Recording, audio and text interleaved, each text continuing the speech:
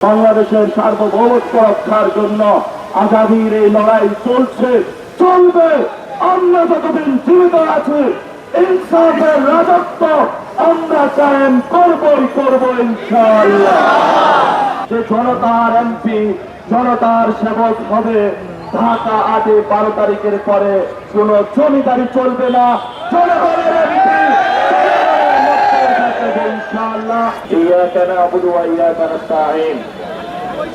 সম্মানিত ঢাকা 8 আসনের ভাই এবং বোনেরা, যারা সিনিয়র সিটিজেন রয়েছেন, শিশুরা রয়েছেন এবং পুরো বাংলাদেশের মানুষ যারা শুনছেন, আপনারা উপস্থিত আছেন জামায়াত ইসলামীর নির্বাচন পরিচালনা কমিটির সিনিয়র নেতৃবৃন্দ, উপস্থিত আছেন এনসিপির নির্বাচনী পরিচালনা কমিটির সিনিয়র নেতৃবৃন্দ। আমি বেশি কথা বলবো না। আমাদের আগামী 12 তারিখে আপনারা সবাই সকাল সকাল ভোট কেন্দ্রে যাবেন। সবার মোবাইল প্রস্তুত রাখবেন। একজনের এক একটা মোবাইল, এক একটা টিভি স্টেশন ইনশাআল্লাহ ভূমিকা পালন করতে হবে। আপনারা জানেন অনেকভাবেই এই গণতন্ত্রকে রুদ্ধ করার জন্য যেই শহীদরা জীবন দিয়েছিল গণতন্ত্রকে রক্ষা করার জন্য, তাদের পথ থেকে সরে আসে বাংলাদেশে গণতন্ত্রকে রুদ্ধ করার জন্য অনেক প্রচেষ্টা চালানো হয়েছে। আমাদের মা বোনদের পেটে লাথি মারা হয়েছে, কাউকে দা দিয়ে কোপ দেওয়া হয়েছে, কারো মাথায় বরফ নিক্ষেপ করা হয়েছে, কারো বোরকা ধরে টান দেওয়া হয়েছে, কাউকে খুন করা হয়েছে। আজকেও আমাদের নির্বাচনী একটি ক্যাম্পে চাপাতি এবং ছুরি দিয়ে 4 জন ভাইকে আহত করে তারা পালিয়ে গিয়েছে।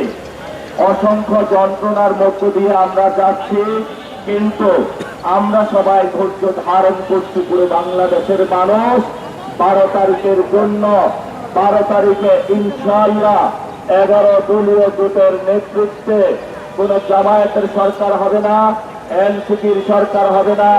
বাংলাদেশের 18 কোটি মানুষের 12 তারিখের পরে জনগণের সরকার গঠন হবে বাংলাদেশে। অসংখ্য মানুষ জীবন দিয়েছিল। গতকালকে এক শহীদের জানাজার নামাজ পড়লাম শহীদ মিনারে। তার মাথায় বুলেটের আঘাতে তার খুলে অর্ধেক গুড়িয়ে দেওয়া হয়েছিল। তারপর চাপাতি দিয়ে তার মাথায় আঘাত করা হয়েছিল।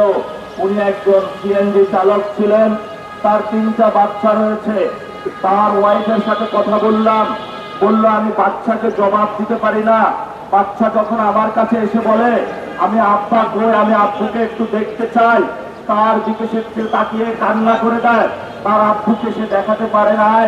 থাইল্যান্ডে 64 জন এখনো মৃত্যুর সাথে পাঞ্জা লড়ছে, শুধু একটি দেশে, যারা গণ অভ্যুত্থানে আমাদের জন্য জীবন দিয়ে গিয়েছিল, একটি গণতান্ত্রিক বাংলাদেশের জন্য, যেখানে আপনার সন্তান নিরাপদ থাকবে, আপনার সন্তান ভালো শিক্ষা ব্যবস্থা পাবে, আপনার আব্বু আম্মু ভালো একটি স্বাস্থ্য ব্যবস্থা পাবে, আপনার পকেটে টাকা আসবে। যে শ্রমিক, কুলি, মজুর যারা অসংখ্য বেদনা নিয়ে গত 50 বছর অপেক্ষা করেছিল, তারা আবাবিল পাখির মতো সেই 24-এর 5 তারিখের মাঠে নেমে এসেছিল। একটি উদ্দেশ্য, আমরা একটি নতুন বাংলাদেশ চাই।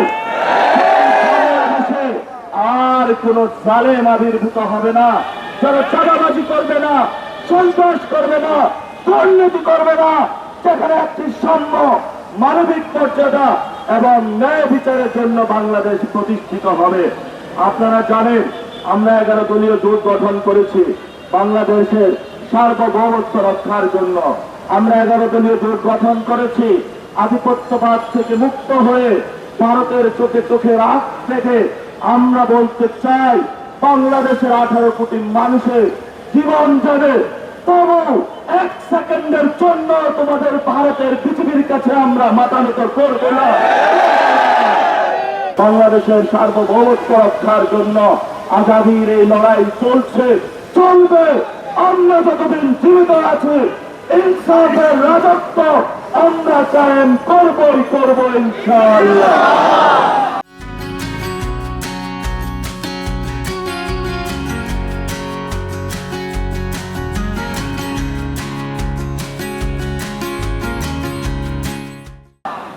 প্রিয় ঢাকাবাসী, আমরা আপনাদের সামনে 8 দফার দাবিতে একটি ইশতেহার দিয়েছিলাম, পাটোয়ারির ইশতেহার, যেখানে আমরা সুস্পষ্ট ঘোষণা করেছিলাম। প্রথম দফা ইশতেহারে আমরা বলেছিলাম শহীদ উসমান বিন হাদি যে হত্যা হয়েছে সেই হত্যাকাণ্ডের বিচার ইনশাআল্লাহ ঢাকা 8 এবং পুরো বাংলাদেশের মানুষকে নিয়ে বাংলার মাটিতে করেই ছাড়বো ইনশাআল্লাহ। আমরা 2 নম্বর ইশতেহারে বলেছিলাম চাঁদাবাজি, মাদক ও সন্ত্রাস মুক্ত নিরাপদ ঢাকা 8 করবো আমরা ইনশাআল্লাহ। আমরা 3 নম্বরে বলেছিলাম সর্বজনীন স্বাস্থ্য ব্যবস্থা, আপনাকে প্রত্যেকের বাসার দরজায় দরজায়, মায়েদের কাছে, প্রসূতি মায়েদের কাছে, বাচ্চাদের কাছে, আপনার অসুস্থ বাবার কাছে, আপনার অসুস্থ মায়ের কাছে বিনামূল্যে কিছু কিছু জায়গায় এবং কম টাকায় আমরা পৌঁছে দেওয়ার চেষ্টা করবো ইনশাআল্লাহ। আমরা আরো আপনাদের সাথে প্রতিজ্ঞাবদ্ধ হয়েছিলাম ঢাকা 8-এ একটি বৈষম্যহীন, মানসম্মত ও নিরাপদ শিক্ষা ব্যবস্থা আমরা তৈরি করব। আপনারা জানেন এখানে বুয়েট, মেডিকেল, ঢাকা ইউনিভার্সিটি থেকে অসংখ্য মানুষ, অসংখ্য শিক্ষার্থী রয়েছে। তাদের শিক্ষা, আবাসস্থল এবং নিরাপদ ঢাকা 8 তৈরির জন্য আমরা প্রতিশ্রুতিবদ্ধ। বিকারুন্নেসা আইডিয়াল কলেজ সহ বিভিন্ন স্কুলে ভর্তি বাণিজ্য হয়, আমরা ইনশাআল্লাহ সেগুলো বন্ধ করে আপনাদের সন্তানকে সুচিকিৎসা এবং সুশিক্ষিত নাগরিক গড়ে তুলে নতুন বাংলাদেশ ইনশাআল্লাহ গঠন করব।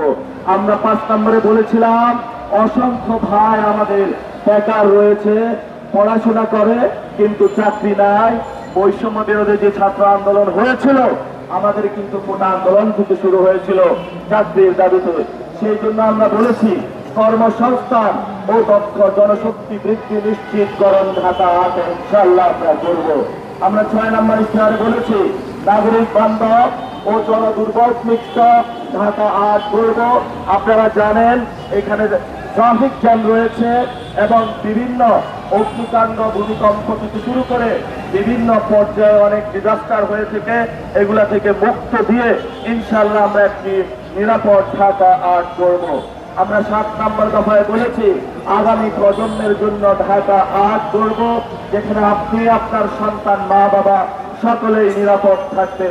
8 নম্বর ইশতেহারে আমরা বলেছি যে জনতার এমপি, জনতার সেবক হবে।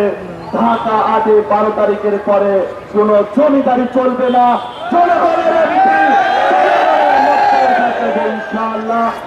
আমরা একটি ওয়েবসাইট খুলব 8paটোয়ারি.com এবং কল সেন্টার থাকবে, আমাদের স্বেচ্ছাসেবক বাহিনী থাকবে।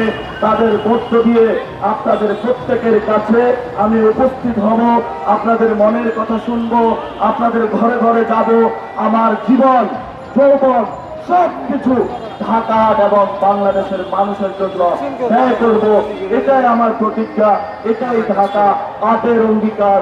এই অঙ্গীকার নিয়ে আপনাদের কাছে আগামী 12 তারিখে আমরা ভোট চাই, শাপলা কলি মার্কায়। সবাই ভোট দিবেন, সবাই ভালো থাকবেন। আল্লাহ হাফেজ।